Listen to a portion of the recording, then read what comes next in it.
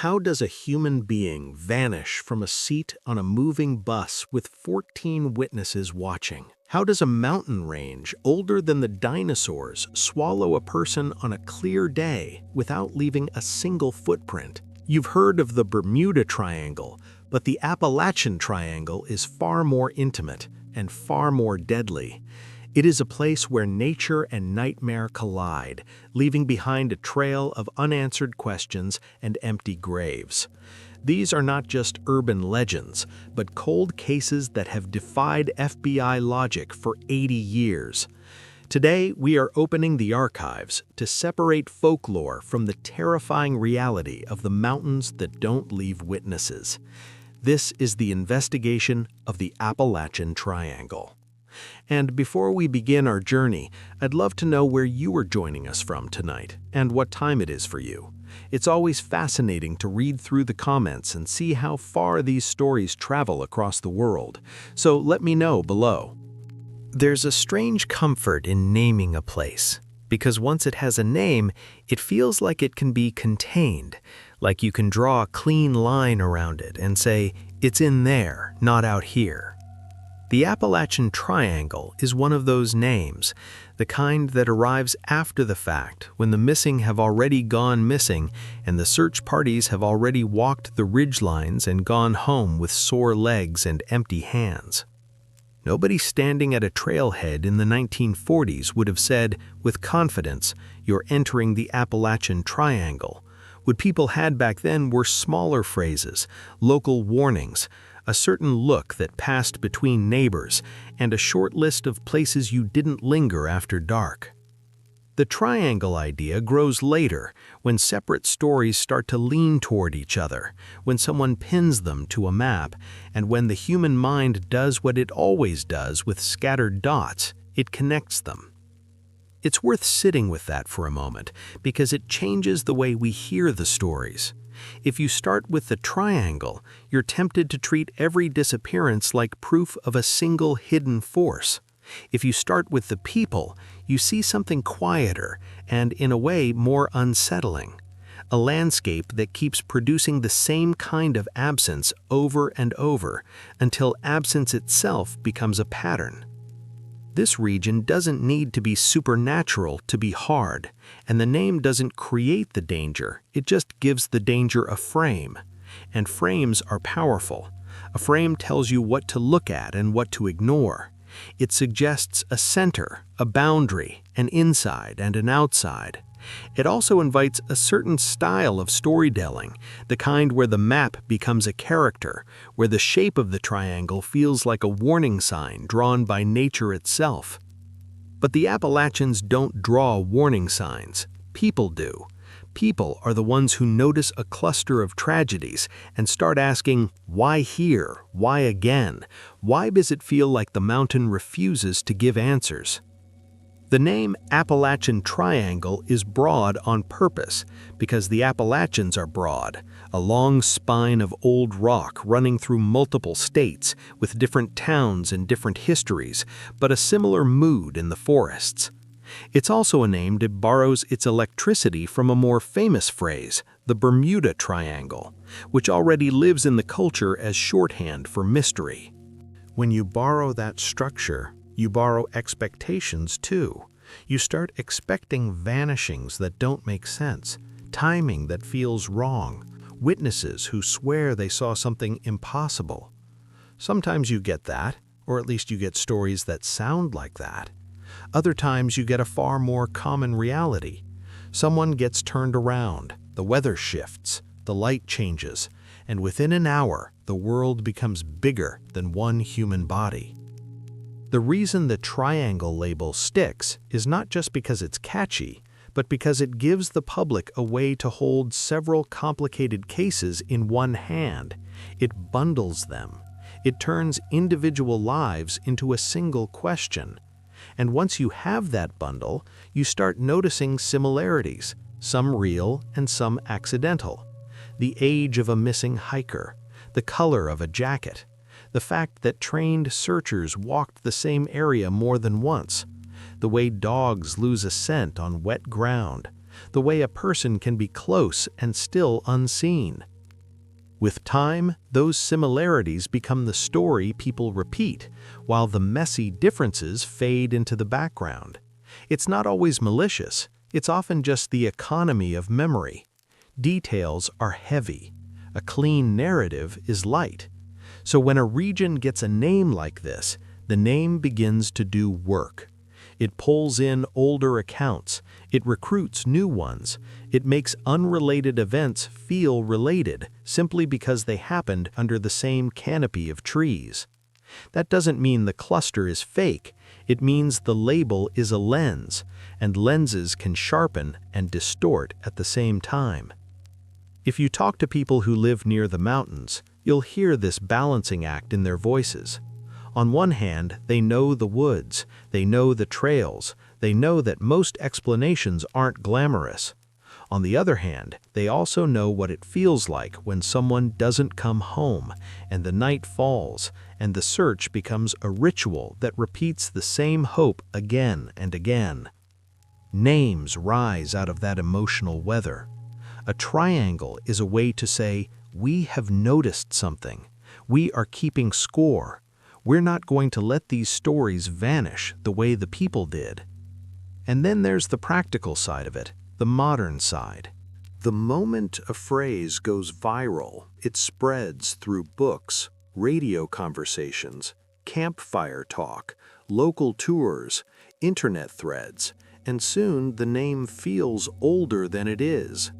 People begin to cite it as if it were official geography, like it's printed on state maps. It isn't, it's cultural geography, the kind drawn in the mind. It's made of repetition and attention. Some writers and researchers, especially those who focus on folklore, have pointed out that the most famous triangle story in this region was organized as a triangle after several key disappearances had already entered the local record. In other words, the triangle didn't predict the disappearances, it was invented to interpret them. That's a subtle difference, but it matters, because interpretation can quietly become certainty if you aren't careful. When you say, this place is a triangle, you're already implying a mechanism, like a trap. But when you say, people later called it a triangle, you leave room for what the evidence actually supports: a rugged landscape, a history of search operations, a few cases that still resist simple answers, and a public that tries to make sense of all of it with a name that sticks in the mind. There's another reason to keep the origin of the name in view, and it has to do with respect for the missing. The triangle label can be thrilling, but the lives inside the label were not symbols. They were not chapters in a myth. They were people with ordinary routines, plans for the next day, and loved ones who waited for footsteps that never came. When a term grows popular, the people can get swallowed by the term. So the best way to use a name like Appalachian Triangle is to treat it like a doorway, not a conclusion. It's a way in, a way to gather stories that share a setting and a mood, but it's not a substitute for the details. In the chapters ahead, we're going to walk through the ground underneath the legend, the actual rock and soil and weather, and then we'll step into specific cases, slowly, one at a time, letting each one be as human and as stubbornly real as it is. And if, by the end, the triangle still feels like more than a catchy phrase, it won't be because we started by assuming a mystery. It will be because the landscape, the timelines, and the unanswered questions earned that feeling on their own. Before we talk about people who vanished, it helps to understand what kind of place they vanished into. Because the Appalachians aren't just scenery, they're a system, old, layered, and full of spaces that don't show up in the way most of us picture a forest. These mountains are among the oldest on Earth, worn down into rounder shapes over immense time, which can make them look gentle from a distance, almost friendly, like nothing dramatic could happen there. Up close, that softness is misleading. Old mountains often mean complex ground, and in many parts of Appalachia you get exactly that: fractured rock, sinkholes, pockets of unstable soil, and networks of caves and crevices that can be small enough to miss and big enough to swallow a person. In areas with karst terrain, water doesn't behave the way you expect. Instead of running neatly on the surface, it disappears underground, carving passages through limestone and creating voids that can collapse without warning. The surface can look perfectly normal until it isn't. A hiker steps off a trail to go around a fallen tree, the ground gives a little, there's a slip, a twist, and suddenly the landscape has taken a bite out of the map. Even without a dramatic collapse, the terrain is full of places where someone can fall and be hidden from sight almost immediately, behind a boulder, into a ravine, under blowdowns, into thick fern and brush that acts like a curtain. It doesn't take anything supernatural. It takes gravity, bad footing, and the wrong angle. Now add water and weather. The Appalachians can shift from calm to punishing fast. Fog can roll in and turn depth into a flat gray wall. Rain can transform dirt into grease. A mild stream can become a loud, cold barrier that forces a detour, and detours are where people get unspooled from a trail. Even in seasons people think of as safe, the temperature can drop sharply at elevation, and wet clothing makes that drop feel faster and meaner. When you're cold, your thinking tightens. You make decisions that feel urgent instead of smart. You keep moving when you should stop, or you stop when you should keep moving. The mountain doesn't have to chase you, it just has to wait. There's also the quiet trick of the forest itself. Sound doesn't travel in the woods like it does in an open field. Leaves, trunks, uneven slopes, and shifting wind can scatter a voice, so it feels close to the person shouting, but never reaches the person searching. People who've worked search and rescue will often tell you that distance is deceptive out there, and that's one reason desperate calls can go unheard. Sometimes, too, the person who's lost chooses not to shout. They're conserving energy, or they're embarrassed, or they're convinced they can fix it on their own. And the longer that goes on, the more the terrain gains an advantage. This is where the popular phrase acoustic shadows comes in. It's not a scientific law the way gravity is, but it captures a real experience people have in rugged, wooded country. You can be nearby and still not connect. You can have dozens of volunteers searching, and a person can be within a short walk and remain invisible. That invisibility isn't magic, it's geometry and vegetation, and the fact that our eyes are tuned for open spaces, not for a world of overlapping greens and browns that all look like each other after hours of scanning. Underneath that visual camouflage, the ground keeps doing its own work. Soil chemistry matters too, because when people ask, why are bodies never found? One honest answer is that some environments don't preserve what's left behind. Moisture, acidity, animals, insects, freeze and thaw cycles, all of it can speed up the way evidence disappears back into the ecosystem. Even clothing breaks down. Even bright colors fade and stain and blend into the forest floor. On a long enough timeline, the mountain becomes an editor. It removes details, it simplifies, and that simplification can make a disappearance feel cleaner than it was, like a person just blinked out. But usually, if you slow the tape down, you see a chain of small, ordinary events that could happen to anyone. There's another layer people talk about in this region, and it's the way navigation can fail you. Compasses can be affected by local iron-rich rock, and even when the needle is fine, your mind can still lie to you. In thick woods with few landmarks, humans drift. We think we're walking straight, but we arc without noticing, especially when we're tired or anxious. Many researchers who study lost person behavior point out that people often don't do what outsiders think they'll do. They don't always stay put. They don't always follow downhill. They don't always head toward a road. They make choices based on what they feel in the moment, and the moment in the forest can feel like it's closing in. That feeling has a name in some circles: woods shock, the sudden panic and disorientation that hits when familiar rules vanish. It's not mystical, it's psychological and physical at once. Your senses overloaded, your internal map dissolving, your confidence flipping into fear. Once that happens, time changes. Minutes feel like hours, distance feels impossible, and the landscape around you, which looked like a postcard from the trailhead, becomes an active problem you have to solve with a brain that's no longer calm. So when people later reach for grand explanations, it often starts here, with the mismatch between what the mountains look like from a distance and what they can do up close. The Appalachians don't need cliffs like the Rockies to be deadly. Their danger is patient and detailed.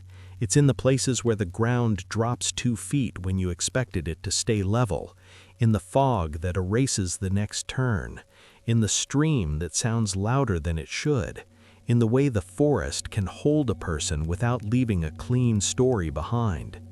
And once you understand that, the cases stop feeling like abstract mysteries and start feeling like human moments caught in a landscape that has been training for this for hundreds of millions of years. When a disappearance feels impossible, it usually means we're picturing the scene too neatly, like a simple before and after. A person here, then suddenly not here, as if the world had a trap door. Real life is messier, and that mess is exactly where people slip away.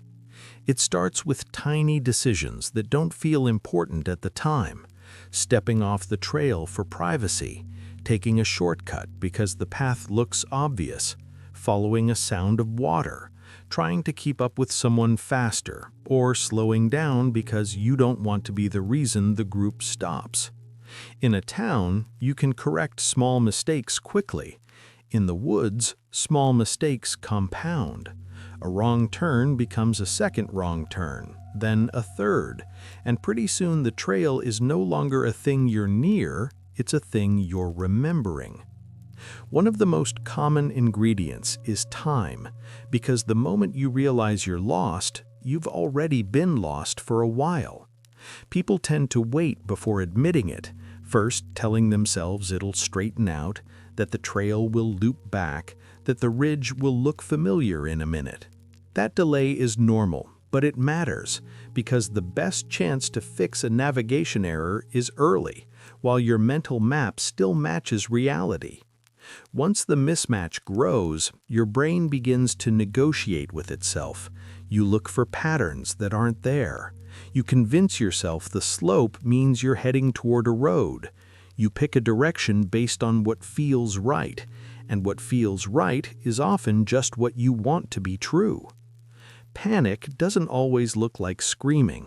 Sometimes it's the opposite, a quiet tunnel vision. You move faster, you stop thinking broadly, you focus on one plan and you cling to it even when it's failing. That's why people can walk past good choices and into worse ones. And there's a cruel detail here. Moving feels like progress, so it feels calming. But movement without orientation can carry you away from the very people searching for you. The forest helps that happen because it's repetitive. Trees look like trees. Gullies look like other gullies. Even landmarks can be misleading because you can see a ridge and assume it's the ridge you came from when it's actually the next one over. You can hear a highway and assume it's nearby when sound is bending across distance in a way that makes it seem close. Then there's weather, which changes the rules without asking. A bit of rain doesn't sound serious until it makes rocks slick and turns dry ground into mud that steals your energy with every step.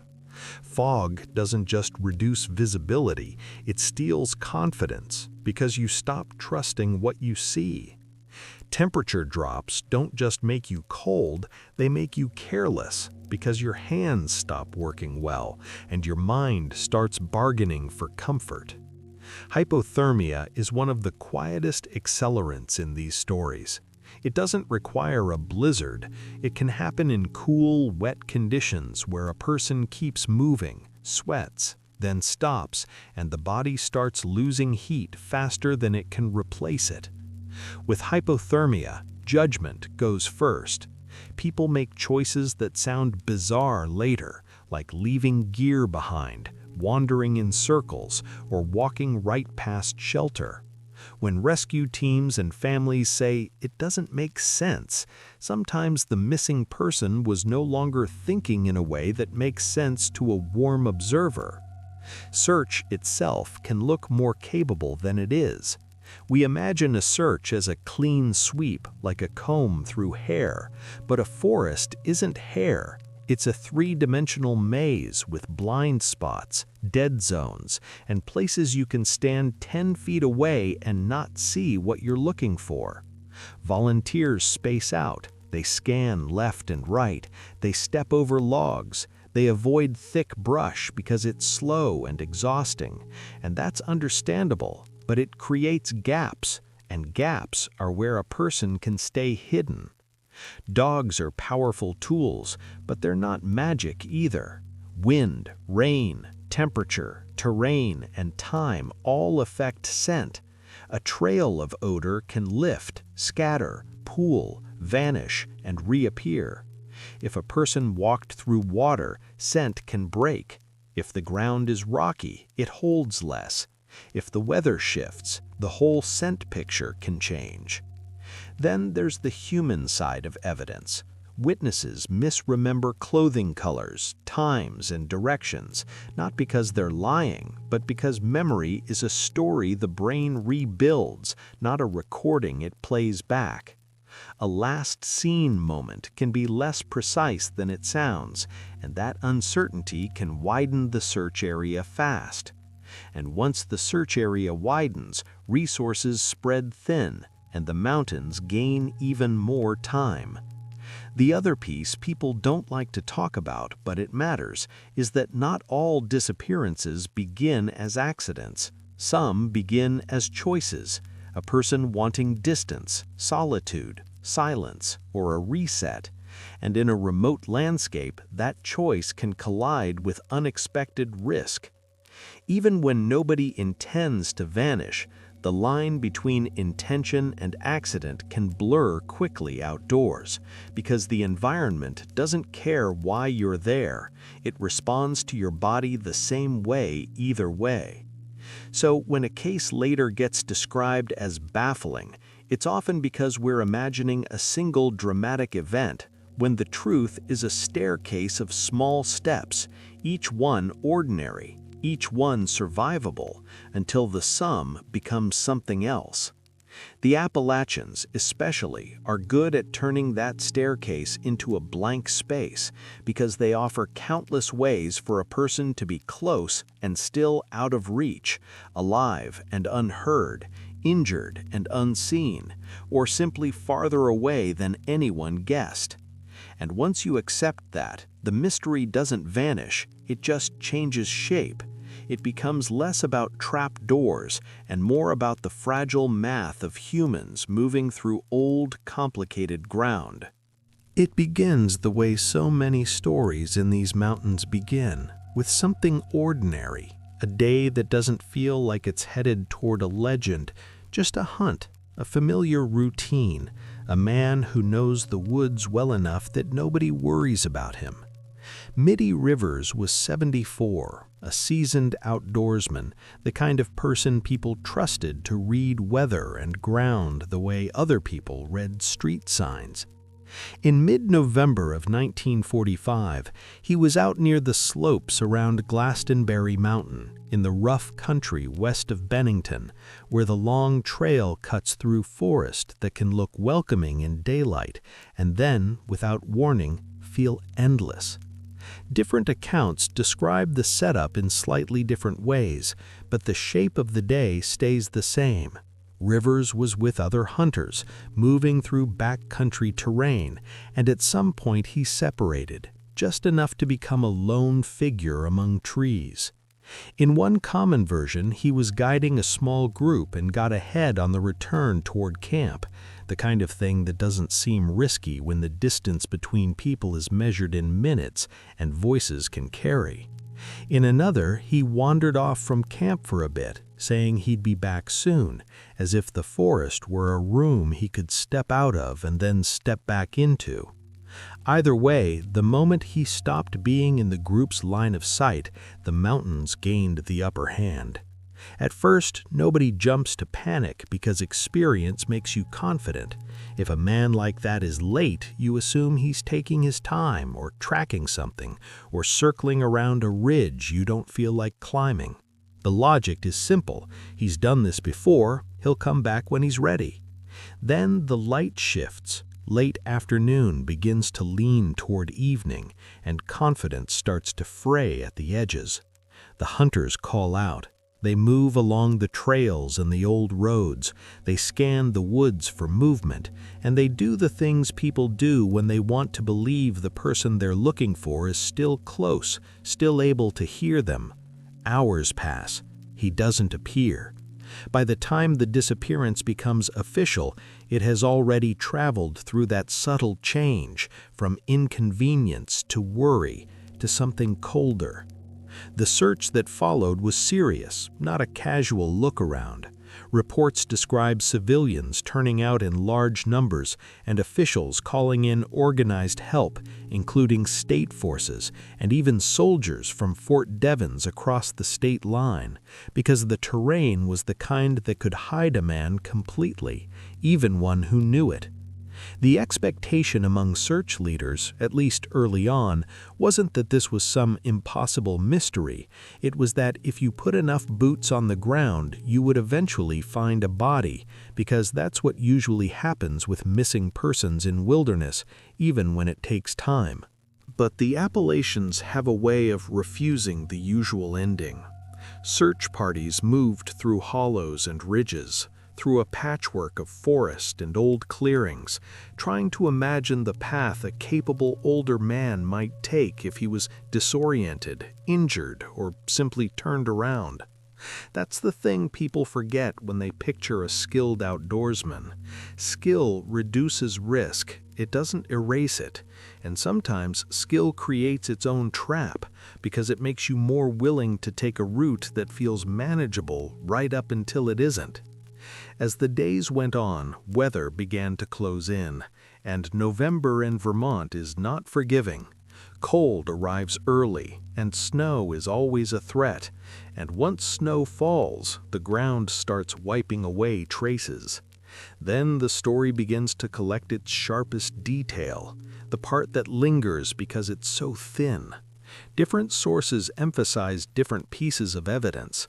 Some accounts say that despite all that effort, the only thing ever recovered was a handkerchief that turned up later along a trail. A small human object in a huge landscape, the kind of find that feels more haunting than helpful because it doesn't answer anything. Other tellings mention a single unspent rifle cartridge found in or near water, as if it had slipped from a pocket at the worst possible moment. A clue that suggests motion but not direction, presence but not outcome. Either way, what's striking is how little the mountain gave back. No clear trail of footprints that led somewhere decisive. No gear scattered in a way that explains a struggle. No campsite, no body. Just absence, plus one small item that could mean almost anything. And that's how the first vanishing starts to set a tone, not because it's flashy, but because it's practical and stubborn. A man disappears in a place where people do disappear, and the systems meant to fix that problem, the search lines, the manpower, the local knowledge, they can't solve it. In the weeks after, the talk around town would have shifted, the way it always does when a disappearance doesn't resolve quickly. At first you get reassurance, then rumors, then arguments about what makes sense. Maybe he fell, people say. Maybe he had a medical event. Maybe he got hurt and couldn't move. Maybe he chose a wrong ridge, ended up in a drainage that kept pulling him farther away. Maybe he tried to follow a stream, thinking it would lead to a road. Maybe the weather beat him faster than anyone expected. All of those explanations are plausible, and that's part of why the case is unsettling. It doesn't require a rare event, just a chain of normal ones. And yet it resists being pinned down, because the forest is a machine for erasing the small signs that would prove any one theory. Animals move, water moves, wind moves, leaves fall, snow falls. The longer a person is missing, the less the landscape resembles the day they vanished, and the easier it becomes for that disappearance to feel like a clean break instead of a process. Mitty Rivers was not a young hiker with no experience, not a reckless tourist, not someone who wandered into trouble for the first time. He was old enough to have habits, experienced enough to have confidence, and in a way, that combination can be its own vulnerability. Older bodies don't recover from cold and injury the way younger bodies do. Older minds can still be sharp, but they can also be less forgiving under stress, especially if darkness comes on and the body starts draining heat. And if something happened suddenly, a fall, a heart problem, a twisted knee that turned into immobility, it would not have taken long for the situation to become irreversible. The cruel part is imagining how close he might have been at some point. In wilderness searches, the most painful reality is that proximity means nothing if the line of sight is wrong. A person can be 50 yards away and invisible. A person can be within earshot and still unheard because the wind is blowing the wrong direction, because the ground is absorbing sound, because the person is too weak to call out. When you read about this case, you can feel the early foundations of the triangle story forming, even if the triangle name itself comes later. Not a supernatural foundation, but an emotional one. The sense that the mountains don't play fair, that they take more than they return, that they can turn a capable adult into a question mark. It also sets a pattern that will repeat in later cases: the long searches, the confidence of the volunteers, the belief that thorough effort must produce a result, and then the final silence when it doesn't. Mitty Rivers becomes, in retrospect, the opening note of a small, grim sequence, the first disappearance in a cluster that people will eventually group together, because grouping is what we do when separate tragedies begin to rhyme. And the rhyme here is not just that people vanish, it's that they vanish in ways that make the community feel powerless. You can almost see how a phrase like Appalachian Triangle becomes attractive later, because it promises a shape to something shapeless. But on the day Rivers didn't come back, there was no triangle, no mythology, no tidy outline, just a cold question spreading through a hunting camp and then through a town. Where can a man go in these woods that none of us can follow him to?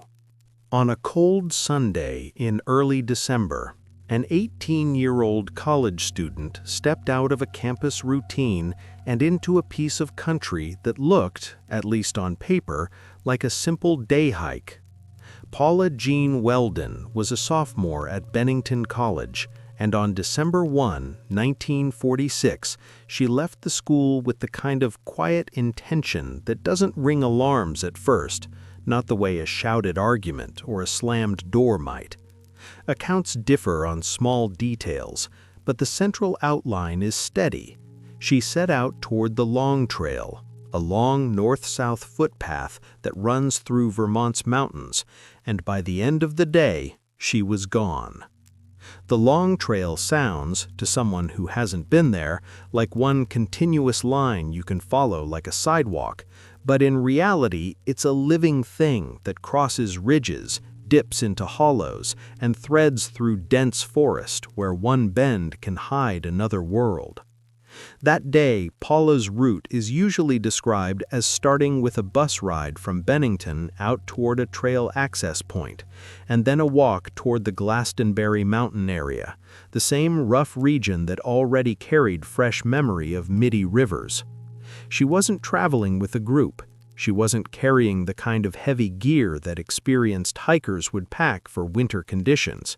And that's not an accusation, it's just the ordinary optimism of youth and routine. When you live near mountains, they can start to feel like background, something you can visit and return from between meals. People later fixate on what she wore. Some descriptions say she had a red jacket or parka, others are less specific.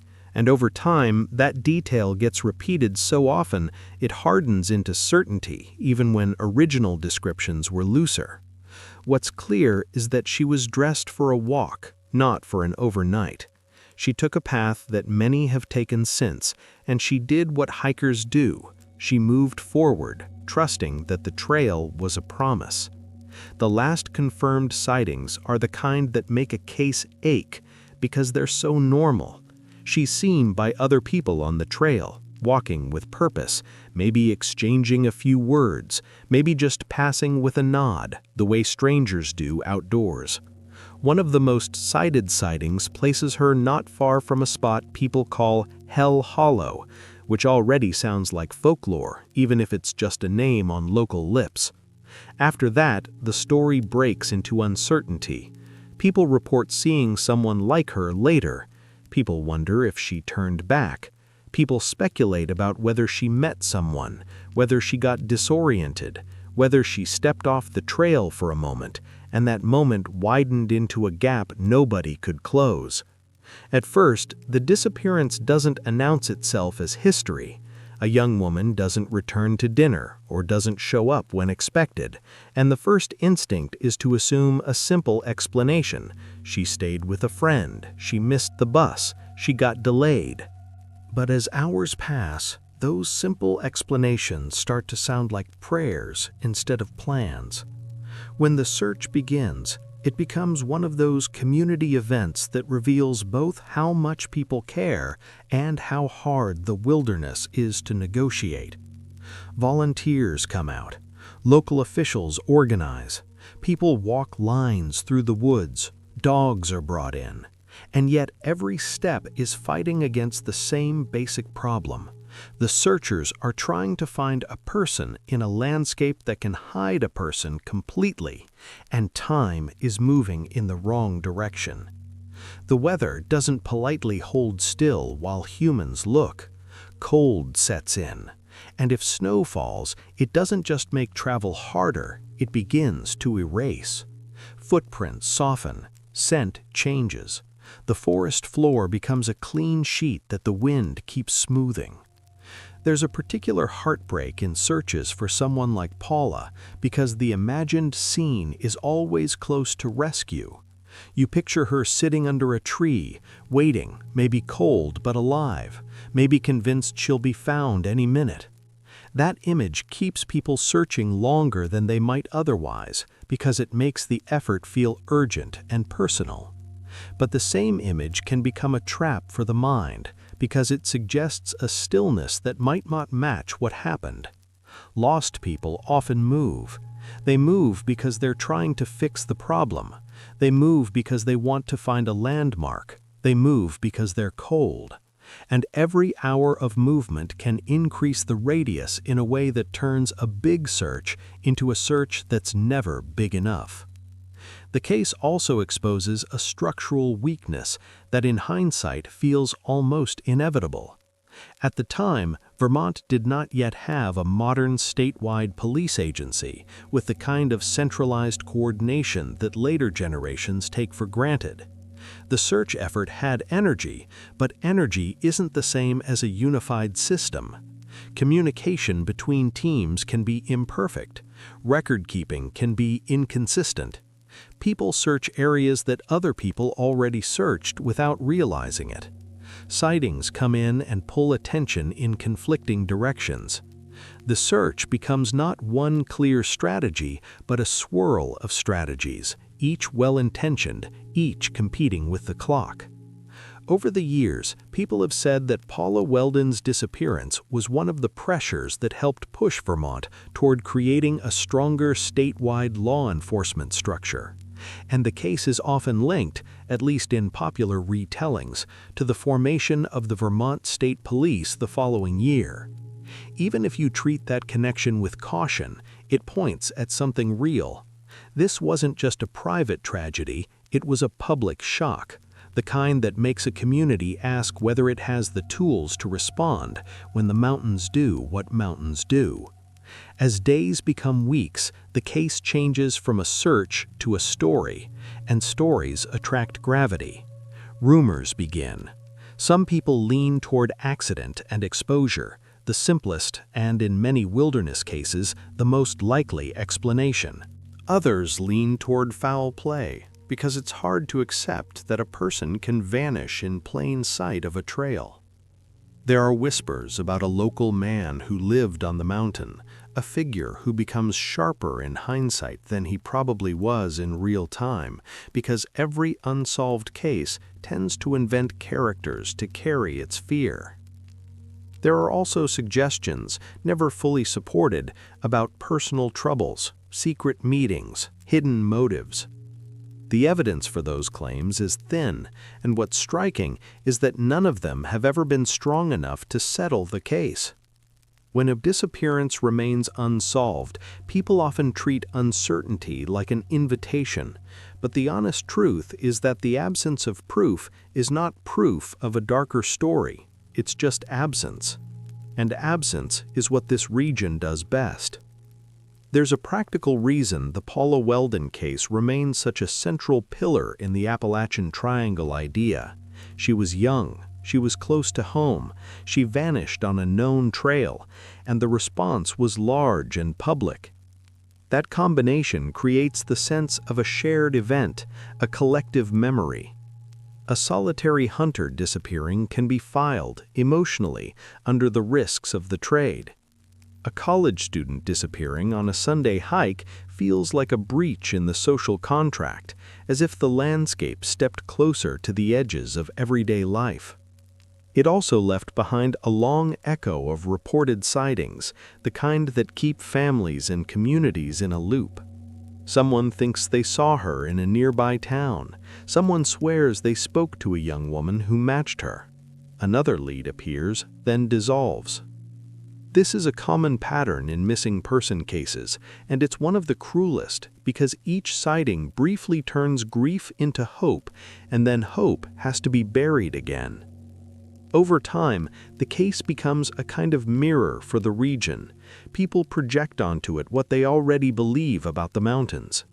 If you believe the wilderness is simply dangerous, you see a tragic accident intensified by winter and terrain. If you believe the wilderness hides human predators, you see a crime that the forest helped conceal. If you believe there's something uncanny in these ridges, you see the beginning of a pattern that can't be explained. The evidence itself suggests less drama and more difficulty, a hard landscape, changing weather, and a narrow window to locate a missing person before the environment begins to erase the trail. And yet, even with that sober reading, the case keeps its power because it refuses closure. No confirmed remains, no final location, no decisive moment that explains everything. In a way, that's what makes it feel like a cornerstone. It teaches the community early on that the mountains can take someone and then keep the explanation too. And once that lesson exists in local memory, every later disappearance doesn't start from zero, it starts from a place already marked by the question Paula left behind.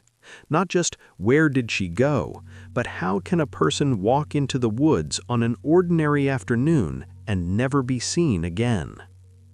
This one doesn't start on a trail, it starts with a timetable, the kind of paper you fold and refold until the creases become a map of your day. James Tedford was 68, a World War I veteran, and he lived at the Vermont Soldiers' Home in Bennington, a place meant to be steady, routine, predictable. On December 1st, 1949, he'd been up in the north of the state visiting relatives, and by evening he was working his way back south by bus, the ordinary, slightly tired kind of travel where nobody expects a mystery, just a long ride, a few stops, and then home. The story most people repeat is the one that sounds like a locked room trick. Tedford boards a bus, other passengers see him sitting there, his luggage is in the rack above his seat, and when the bus arrives in Bennington, his seat is empty, his belongings still there. No one remembers him getting up, no one remembers him walking down the aisle, and it's as if he evaporated between towns. It's a strong image, and it's easy to understand why it became the signature impossible case in this cluster, because it takes the wilderness out of the equation. There's no blizzard on a ridge, no sinkhole in the brush, no shadowed ravine to fall into. It's a bus, a contained space, a moving room with windows and witnesses. If someone can vanish from that, people think, then we're dealing with something beyond the usual. But when you slow down and look at what can actually be anchored, the case becomes less like a magic act and more like a human story with gaps, and the gaps are where the legend grows. What seems solid is the beginning. His relatives saw him off at the bus station in St. Albans. He boarded a southbound bus. Later in Burlington, he was seen again, and that detail matters because it means this isn't a one-sighting story told years later. It's a chain with at least one link in the middle, a brief interaction with someone who recognized him. He reportedly spoke with an acquaintance there, casually, the way you do in transit, a few words, then you move on, because your ride is waiting. Around that point, he transferred to a Bennington-bound bus sometime in the early evening, and from there the popular version takes over. Multiple passengers, a marked seat, luggage left behind, and then the final arrival without him. The trouble is that multiple passengers and marked seat can sound like courtroom testimony, when in reality, much of what circulates now is built from later retellings, a few newspaper items, and a case that wasn't immediately treated like an emergency. Tedford wasn't reported missing that night. He was reported missing about a week later when the Soldiers' Home realized he hadn't returned and contacted police. That delay changes the entire atmosphere of the investigation.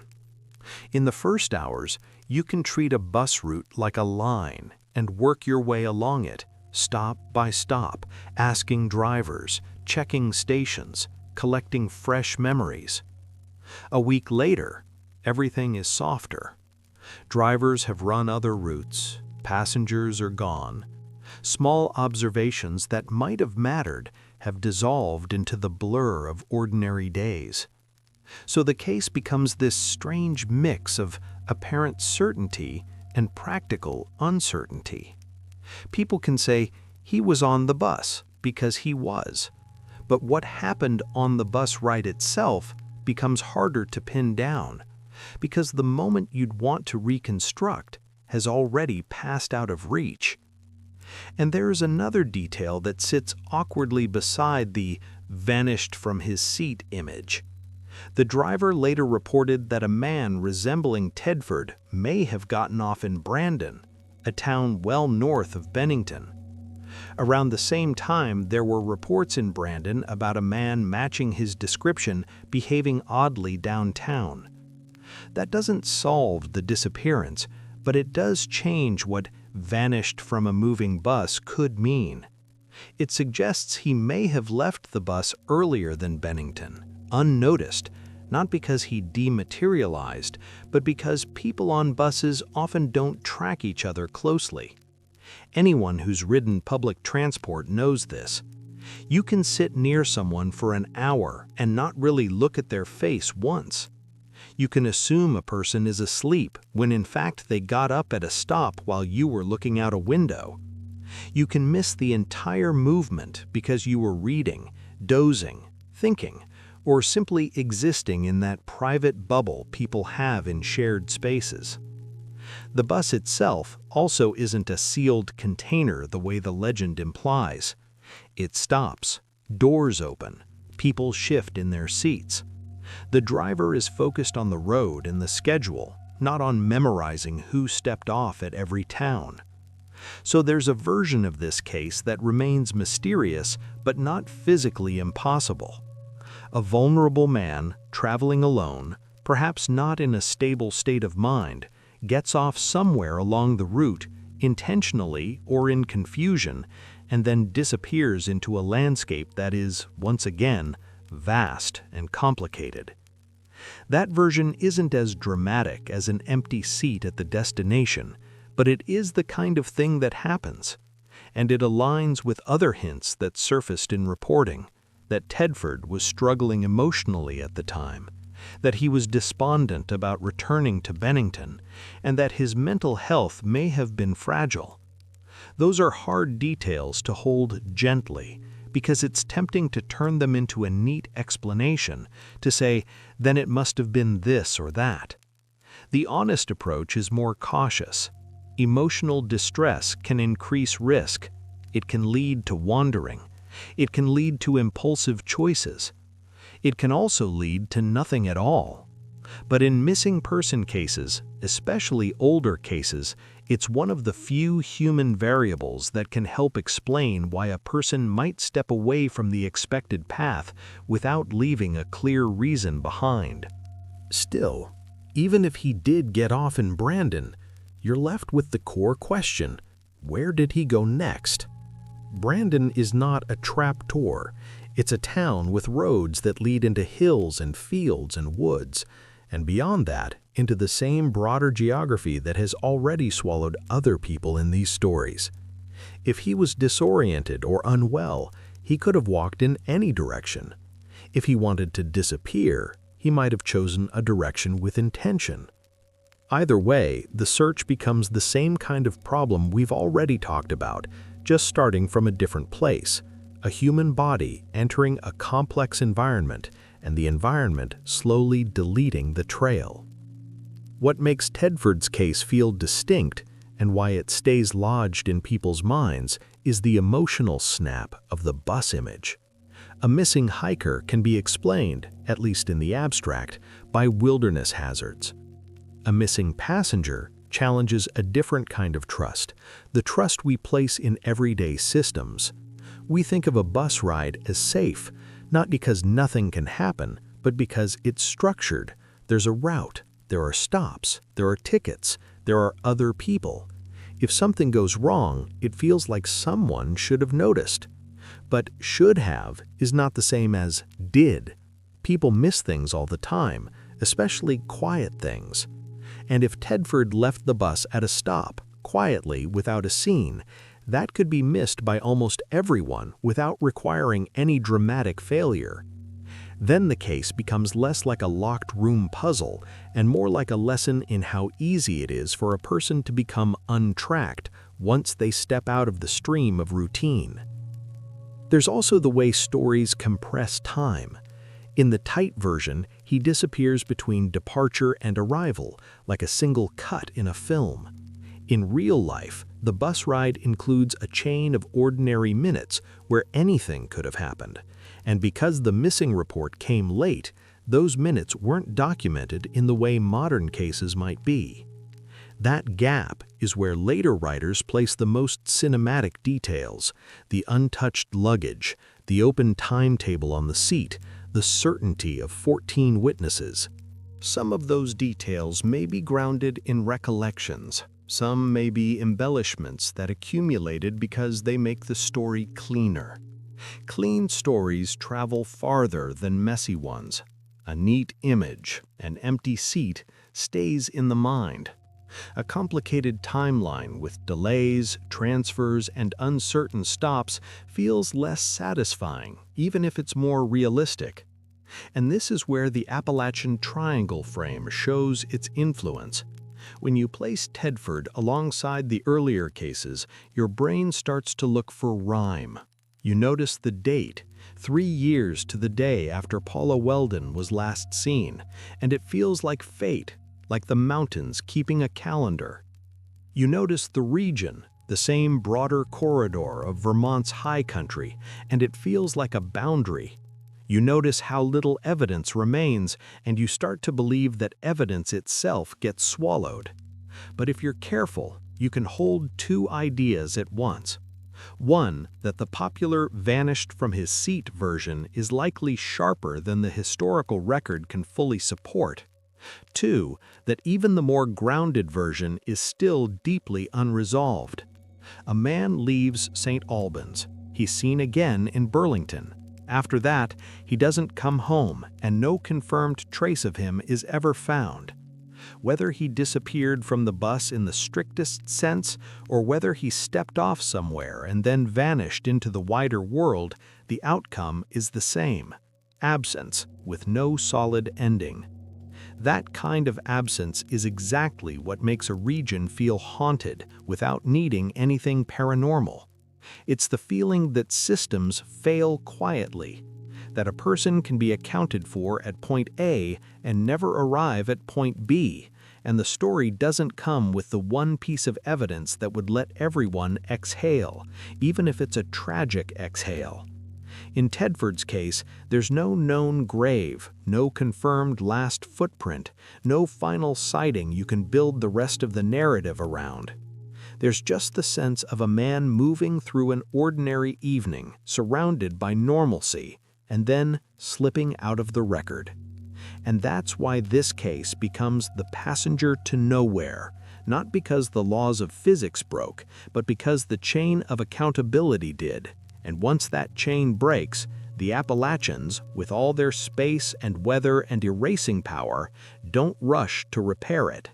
By the time the next child vanished, the region already had a memory, and memory changes how people interpret a moment in real time.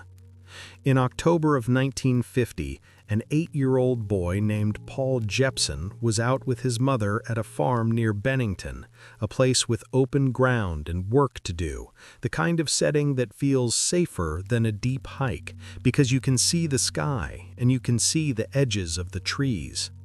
Paul wasn't out on a remote ridge. He was near people, near activity, near the everyday noise of adults moving through chores.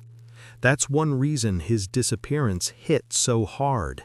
It didn't feel like the mountains taking a risk you chose. It felt like something being pulled from the middle of normal life. The basic facts are simple and chilling. Paul was last seen playing around the farm while his mother worked. At some point, she looked up and he was gone. Not gone in the way kids hide for a prank, but gone in the way a place becomes suddenly too big. Searches began quickly and grew fast. People combed the nearby woods and fields. They followed the logic anyone would follow, that a child would wander, get tired, maybe get stuck in brush, maybe fall into a shallow gully, maybe get turned around and start moving in widening circles. And yet, as with the earlier cases, the landscape offered very little back. As the hours passed, fear started to do what fear does. It invites sharper stories. It gives weight to tiny details because tiny details are all anyone has. In this case, the detail that keeps repeating is clothing. Many retellings describe Paul as wearing something red, a red jacket or a red outer layer, and that color becomes more than a color. It becomes a thread linking him to Paula Welden, whose clothing is also often described as red in later narratives, even though early descriptions of her outfit aren't always as consistent as the popular versions. Red turns into a kind of symbol in the Appalachian Triangle story, like the mountain prefers it, like it draws attention and then swallows the person anyway. The truth is more mundane and more complicated. Red is common outdoor clothing because it's visible. Parents put children in bright colors for exactly that reason. And yet, in autumn woods, red isn't as loud as we want it to be. Against fall leaves, against wet bark, against the rust tones of dead ferns, a bright jacket can lose its advantage. Searchers also don't scan like cameras. They scan like tired humans. They miss things. They look past what's right in front of them. And if a child crouches, lies down, or is partially covered by brush, even a bright color can vanish into the visual noise. Still, the red coat detail persists because it satisfies a human hunger for pattern. It gives the case a hook. It makes it feel connected to something larger than one terrible afternoon. Another detail people repeat is what Paul's father later said, the strange claim that the child was called by the mountain, as if the landscape itself reached out and invited him in. It's a haunting phrase, and it's easy to take it literally if you want the story to lean toward the uncanny. But there's another way to hear it that is both softer and more believable. When people lose someone, especially a child, language breaks. Parents grasp for words that can hold what happened, and ordinary words can't. Saying he was called can be grief trying to make sense of randomness. It can be a way of describing a child's sudden interest in the woods, the way kids drift toward the edge of trees because the edge is where adventure seems to begin. It can also be guilt dressed up as poetry, the feeling that you should have watched closer, that you should have predicted the moment your eyes would be elsewhere. In that sense, called by the mountain isn't evidence of a force, it's evidence of a mind trying to survive the unbearable. The practical questions in Paul Jepson's disappearance are the ones that always haunt child cases. How far could he have gone in that time? Which direction did he choose? Did he follow an animal, a sound, a path that looked like a path but wasn't? Did he get into a vehicle? Was there a human predator? Were there signs anyone missed? The uncomfortable truth is that with the record we have, the case does not settle cleanly into one explanation. A child can cover surprising distance quickly. A child can also get stuck very close and still not be found. And yes, in the world, sometimes children are taken. The problem in this cluster is that the environment makes every scenario harder to test. If there's no clear scent trail, no clear footprint trail, no item of clothing recovered early, then investigators are left with negative space. They can't prove an accident, and they can't prove a crime. They can only keep looking until looking becomes unsustainable, until weather and time and exhaustion start closing the search down. This is where Appalachia's geography and its social geography overlap. Farms sit near woods, towns sit near trailheads. The boundary between civilized and wild is thin and porous. A child can cross it in seconds, and once across, the woods don't care that the missing person is 8 years old. They behave the same way they behaved with Midi Rivers and Paula Welden. They break lines of sight. They complicate sound. They create 1,000 small places where a body can be hidden intentionally or accidentally. If Paul wandered into thick brush and was unable to find his way back out, he could have curled up when he got tired, and once he lay down, his profile would shrink, his color would be covered by leaves, and the forest would begin doing what it always does, absorbing. If he fell into a small depression or a stream cut, he might have been below the level where a searcher's eyes naturally sweep. If he followed a watercourse, he might have moved farther than anyone expected, because streams feel like guides, like they must lead somewhere safe, even when they lead deeper into trouble. The story also sits right in the middle of that most emotionally volatile season, late October, when daylight is shortening, when weather can snap cold overnight, and when the woods are full of leaves on the ground that can hide holes and rocks and muddy edges. That matters because time is different when you're searching for a child. You don't have the luxury of assuming he'll figure it out. Every hour is an argument with panic. You widen the search because you fear he's farther, but widening the search makes it harder to cover any one area with enough depth.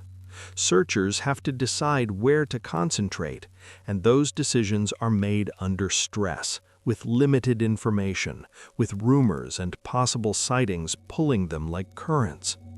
Later, people want one solid point to hold on to, and when they don't have it, they hold on to the details that feel symbolic, like the red coat, like the mountain calling. Those details become the case in the public imagination, even though the case itself is, at its core, a question with too few verified answers. And yet, even with the caution we're keeping, Paul Jepson's disappearance plays a specific role in the Appalachian Triangle narrative. It shifts the feeling from adult risk to universal vulnerability. A hunter can be explained away as someone who accepted danger. A college student can be explained away as someone who underestimated terrain. A child on a farm has no such framing. It forces the mind to admit that the boundary is not just between trail and wilderness, but between one moment and the next. It makes the region feel less like a place you choose to enter and more like a place that can reach into everyday life if you happen to live close enough. That may be partly an illusion created by clustering cases, but the fear behind it is real because it's rooted in something anyone can imagine. You look away for a minute, you look back, and the world has changed. In the years since, Paul Jepson's name has stayed tied to this landscape, not because the evidence points to anything otherworldly, but because the disappearance remains unresolved, and unresolved cases don't just sit still. They move through generations, they pick up meanings, they become warnings, and then they become myths. And in the middle of all that, there's still the simplest, hardest fact. A child vanished, and the mountains did not give him back. Picture the searchers, months later, boots on wet ground again, scanning the same slopes they already know by heart. And then imagine the shock of finding what everyone had started to believe would never be found at all. Frida Langer was in her 50s, an experienced hiker, not a reckless wanderer, and when she went out into the Vermont backcountry in late October of 1950, she wasn't alone. She was walking with a cousin, moving through country that feels familiar to anyone who spent time around these ridges, a mix of trail, brush, and uneven ground that looks simple until you're in it for a few hours. At some point, she slipped and fell into a stream, cold water, sudden and physical, the kind of accident that can shake you even if you're tough. She managed to get out, soaked and uncomfortable, and the sensible decision was to head back, change clothes, warm up, reset, then continue or call it a day. What happened next is one of those tiny moments that can turn into a life-sized gap. Frida and her cousin separated. Not in a dramatic way, more like a practical division of labor. One person goes ahead or back to camp, one person follows. And the assumption is that the distance between them is manageable, that this is still the same shared hike, just slightly staggered. In the woods, slightly staggered can become completely alone faster than anyone expects. Her cousin made it back. Frida did not. When she didn't arrive, the search began, and by this point the region had already learned how to search, not perfectly, but intensely, with urgency and manpower. People swept through the likely corridors, the drainages, the places where an injured person might shelter, the spots where someone might get disoriented after a fall and start making decisions from cold and fatigue instead of calm logic. Dogs were used. Volunteers went out again and again. The effort was not casual, and that's what makes the outcome so unsettling. Nothing turned up that could close the case. No clear trail, no gear, no sign that said, "Here is where she stopped being able to move." The months that followed did what months always do in the mountains. Weather changes, leaves drop and then rot, snow comes and goes, water rises and falls, animals move through everything. Trails that seemed obvious in October look different by November, and by spring, the whole landscape feels rearranged. As time stretches, a disappearance starts to harden into a kind of permanent mystery, and people begin to file it mentally into the same category as the earlier vanishing cases. Another name in the list, another absence the mountain keeps. Then the forest did something that it almost never does in these stories. It gave her back, partially, late, and in a way that raised more questions than it answered. Sometime the following spring, her remains were discovered in an area that had been searched repeatedly, not once, not twice, but enough times that people felt confident they had cleared it. That detail is the heart of why this case stands out. It's not just that she went missing. People go missing in the woods. It's that she was found where they had already looked, and that fact forces you to wrestle with the uncomfortable limits of searching. There are practical explanations that don't require anything uncanny. Dense vegetation can hide a body even when searchers pass nearby. A person can be just off the line, behind a rise, beneath deadfall, in a dip that isn't visible unless you're at exactly the right angle. Snow can cover and then melt. Water can move a body. Scavengers can scatter remains. Spring growth can reveal what winter concealed. A place can be searched in the sense that people walked it, and still not be searched in the sense that every square yard was visually cleared.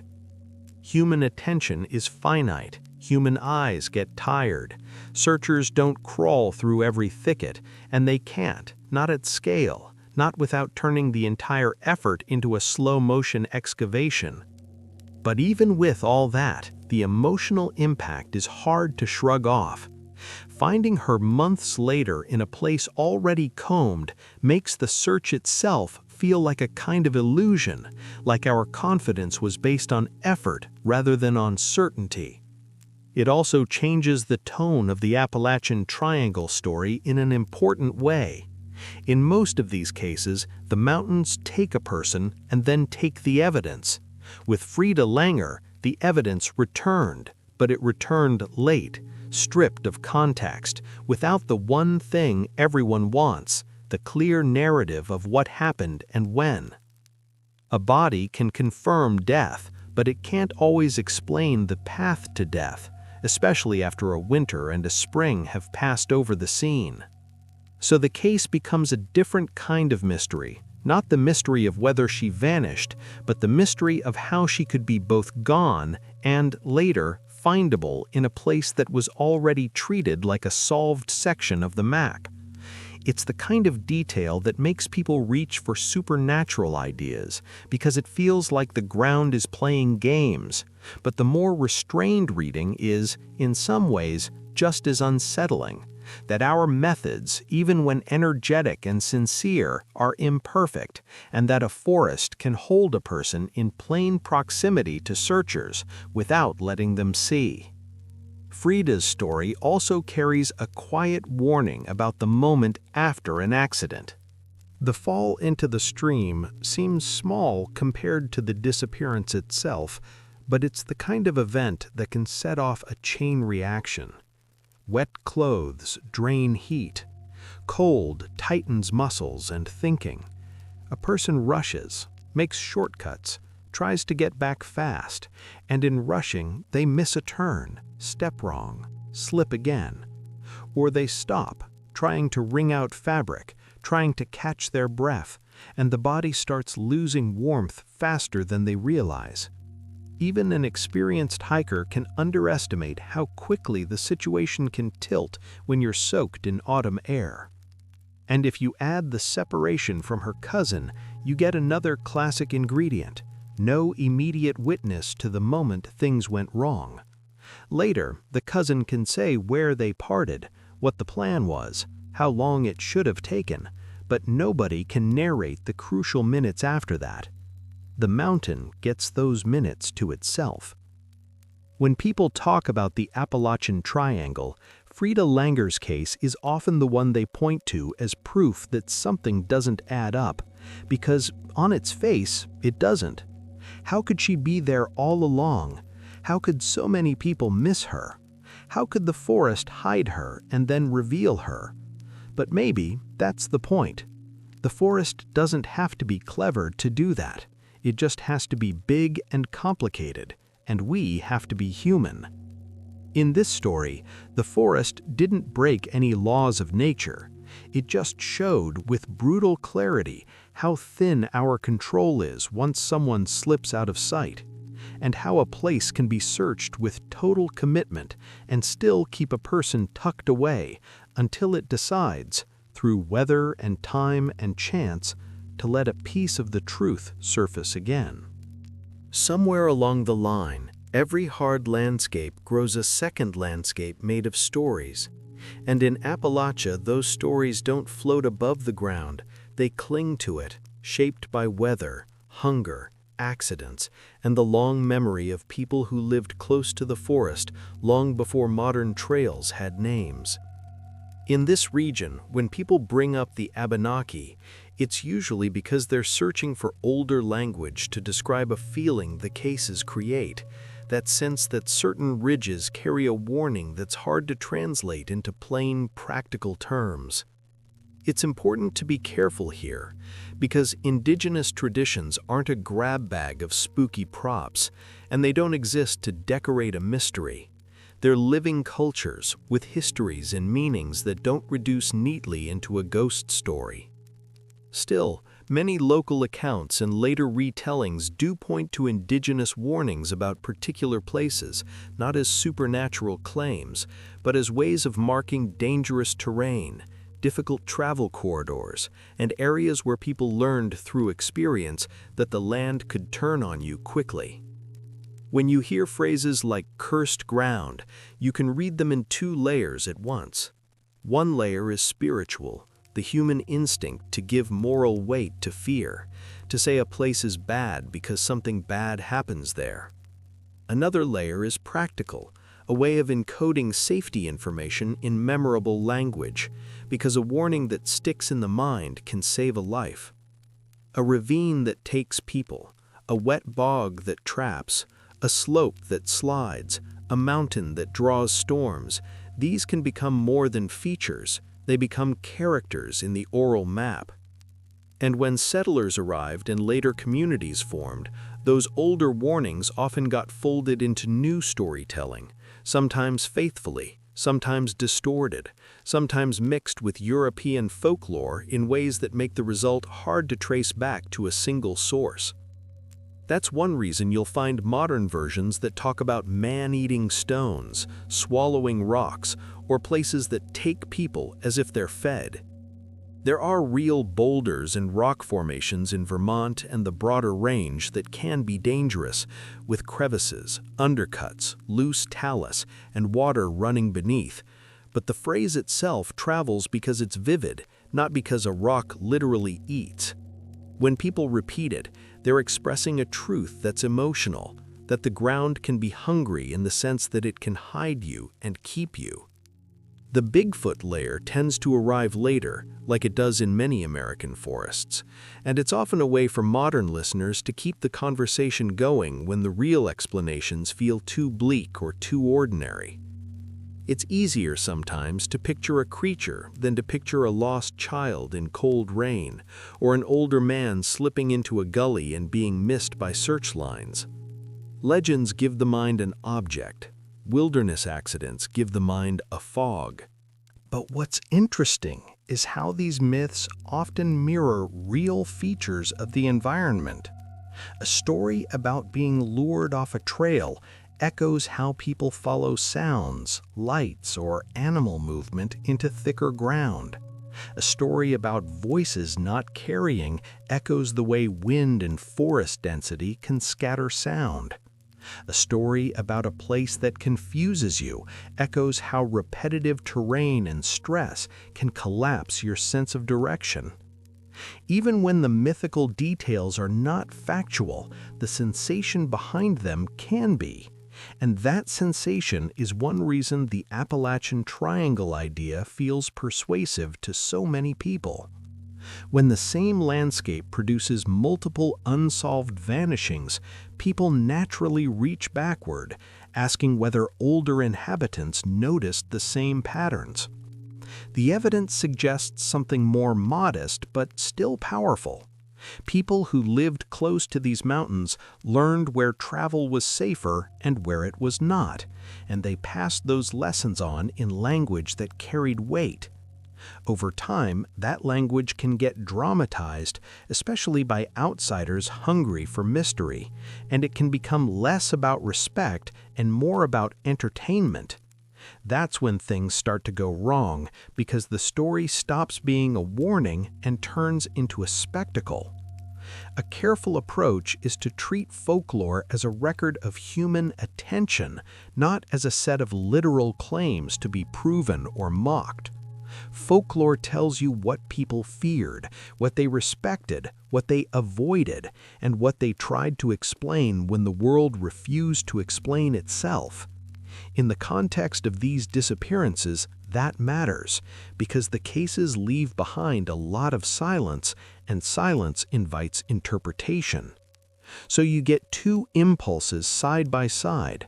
One impulse says the mountain is just rock and trees, and the missing are the result of exposure, disorientation, and bad luck.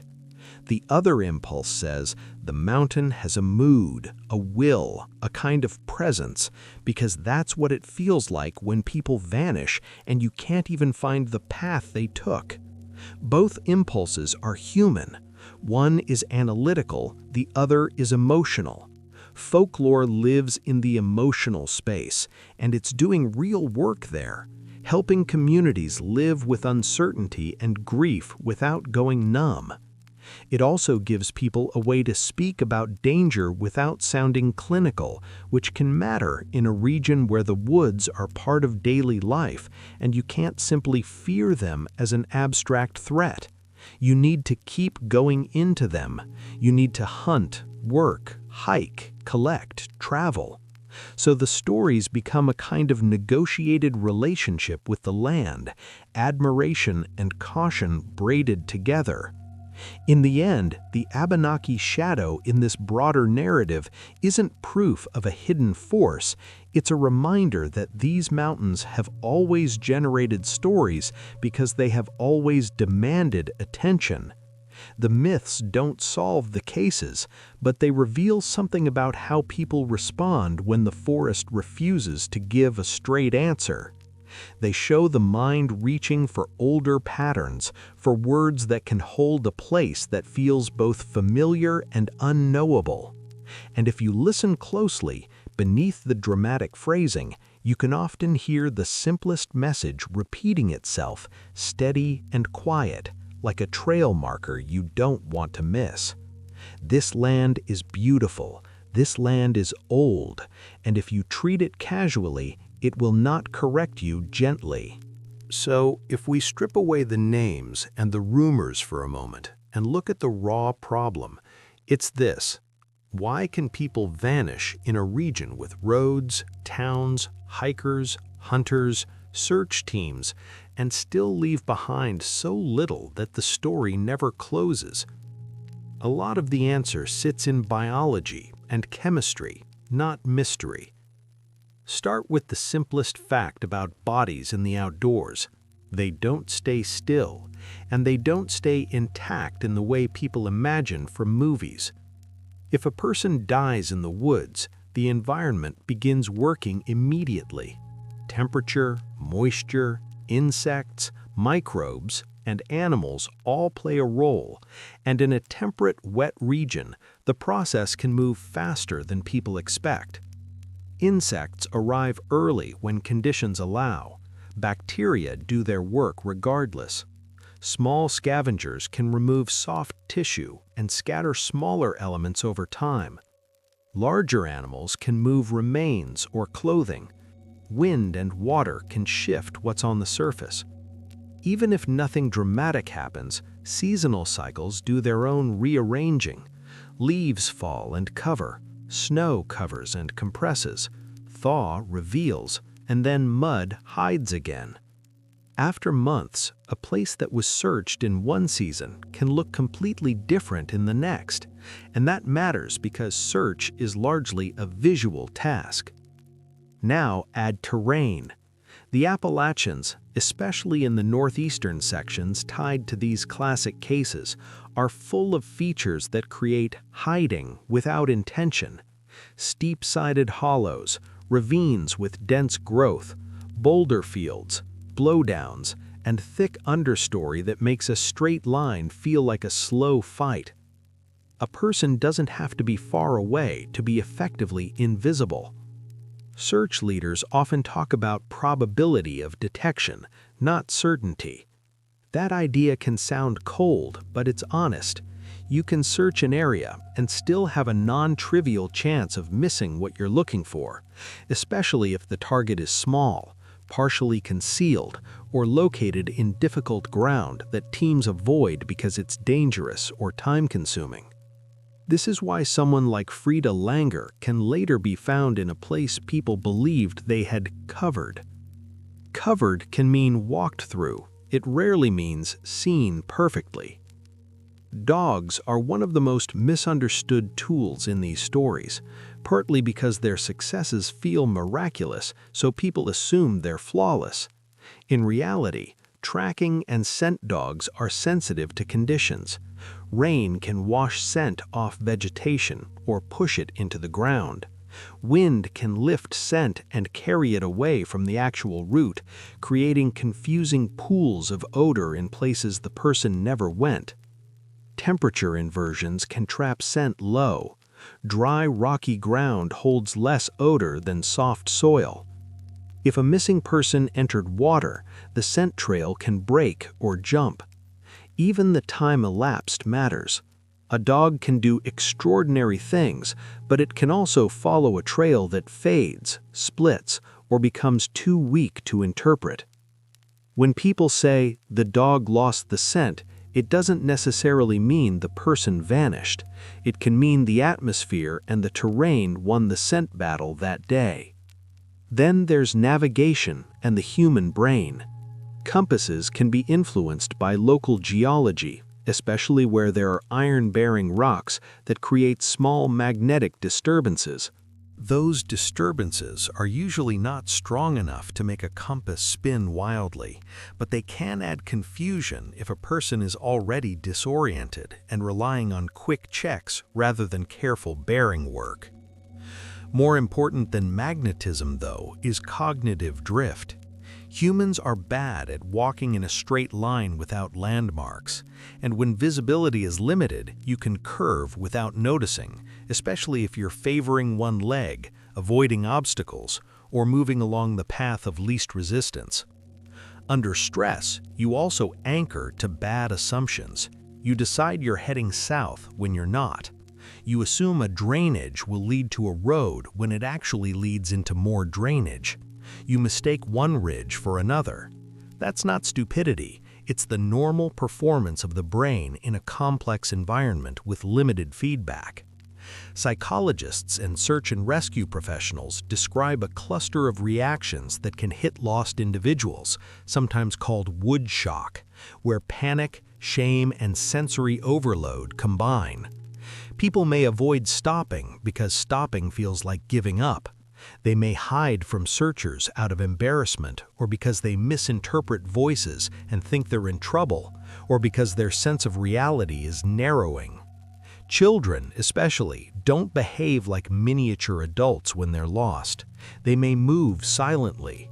They may crawl into brush. They may respond to fear by becoming still, which makes them much harder to spot.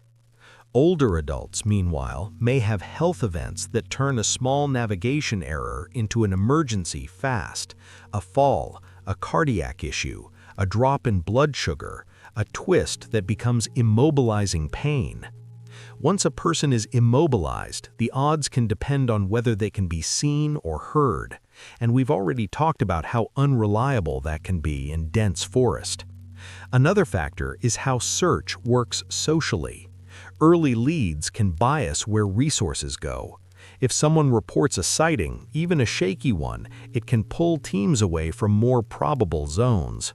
At the same time, not following up on a reported sighting feels morally impossible when lives may be at stake, so searches can be tugged between statistical strategy and human compassion. That tug is not a failure, it's the reality of responding to uncertainty. And uncertainty is a big part of why triangles get born.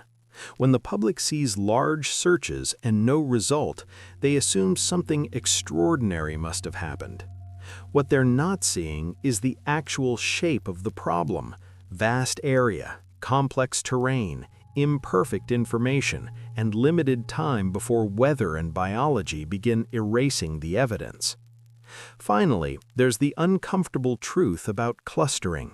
When several disappearances happen in the same broad region over a few years, it can feel like a single force. Sometimes, though, clustering reflects something simpler. A place is heavily used, it has real hazards, and it sits close enough to towns that people enter it frequently. More entry means more incidents. More incidents mean a stronger cultural memory. Stronger memory means new disappearances are interpreted through older ones, which deepens the sense of pattern. That doesn't mean the cases are imagined, it means the psychological frame grows alongside the real risk. If you combine all of this, you get a forensic picture that is both sobering and, in its own way, satisfying. You don't need portals or curses to understand how bodies can be missed, how evidence can degrade, how witnesses can conflict, and how a person can move from last seen to never found in a matter of hours. The evidence suggests that the Appalachians, with their old, broken ground, their wet climate, their dense vegetation, and their quick weather shifts, create an environment where small errors become large outcomes and where the recovery of a person, alive or dead, is far harder than most people imagine. And that is the real horror, if you want to call it that. Not that the mountains are malicious, but that they can be indifferent in a way that makes human systems look fragile. You can do many things right and still not get an answer. You can search hard and still not find. You can have witnesses and still not know. That's not paranormal, that's the limit of control, and it's exactly the limit these cases keep brushing up against. By the time you've carried these stories together for a while, the temptation is to ask for one master key, one explanation that snaps everything into place and makes the unease go away. But the more honest ending is quieter. These cases don't line up into a single clean mechanism, and the mountains don't behave like a villain with a plan. They behave like mountains. Old, complicated, and unconcerned with the fact that humans want neat conclusions. If anything ties the Appalachian Triangle together, it's not a secret force, it's a repeated collision between ordinary lives and a landscape that can turn small moments into permanent absence. Midi Rivers, an experienced outdoorsman, disappears on a hunting trip and leaves behind almost nothing you can build a story on. Paula Welden steps onto a well-known trail for what should have been a short hike and never returns. James Tedford becomes a legend because his disappearance is framed as happening inside a routine system, a bus ride, a public route, a set of stops. And yet the end result is still a blank space. Paul Jepson vanishes in daylight near a working farm, which shatters the comforting idea that danger only waits deep in the backcountry. Frida Langer is the one case where the forest gives a body back, but it does so in a way that makes you question how much searching really means when the ground is dense, uneven, and constantly changing. Put them side by side and you start to see the same pressures repeating. Distance that lies, weather that shifts, terrain that hides, time that erases, and human perception that fills gaps with whatever it can hold. The Appalachian Triangle, in that sense, is less a place than a pattern of disappearance, a pattern that becomes visible only because people keep returning to the same ridges and valleys, and because the losses were public enough to be remembered. And memory matters here. The name came later, and the name brought a frame. Once you call a region a triangle, you invite the mind to treat the shape like a cause. But the shape is something we draw after the fact, a way of organizing grief and uncertainty. The land doesn't care about the lines. It doesn't know it's part of a story. It only knows its own physics. It knows cold. It knows steep ground. It knows how water cuts channels, and how fog flattens visibility, and how leaves cover what was obvious yesterday. When people say the mountain always wins, it can sound like a dramatic claim, but the simplest meaning is the most grounded one. The mountain doesn't have to win actively. It wins by being bigger than us, by outlasting every search and every theory, by continuing to exist in the same patient way while our attention burns hot and then cools. A human life is short. A search window is shorter. A storm can rewrite the ground in a night. Even our tools, maps, radios, dogs, helicopters, are strong but not absolute. They work inside limits, and this landscape is good at pushing those limits until they crack. There's also a moral instinct people have when they face stories like these. They want to believe there's a rule that keeps them safe, a single behavior that guarantees, if I do this, I won't become one of those names. And there are smart habits, of course. There are better and worse choices. But the deeper lesson is uncomfortable. You can do many things right and still be vulnerable. You can know the woods and still slip. You can be near others and still become separated. You can be seen at one moment and then hidden the next. That doesn't mean you should live in fear. It means you should live with realism about what wild places are. Real wildness is not a monster. It's a scale problem. It's the mismatch between the size of a human body and the size of a forest, between the fragility of warmth and the speed of cold, between the precision we want and the fuzziness of what actually gets recorded when people move through trees. In the end, the Appalachian Triangle isn't a claim that the mountains are haunted. It's a reminder that the world can still be bigger than our systems, and that sometimes the difference between a normal day and an unsolved mystery is a single turn, a single hour, a single moment of separation that no one can later rewind and correct. If there's a final truth here, it's not that the land hates people. The evidence suggests something more indifferent and, in its own way, harder to accept. The land doesn't notice us. It doesn't mark our names. It doesn't keep our schedules. It doesn't return answers on demand. And that's why these stories keep circulating, because they touch a nerve that's both ancient and modern at the same time. The realization that, for all our lights and roads and calendars, there are still places where the world can take someone and the explanation can vanish with them. Thank you so much for watching our video and supporting the channel. See you in the next episodes, and good night.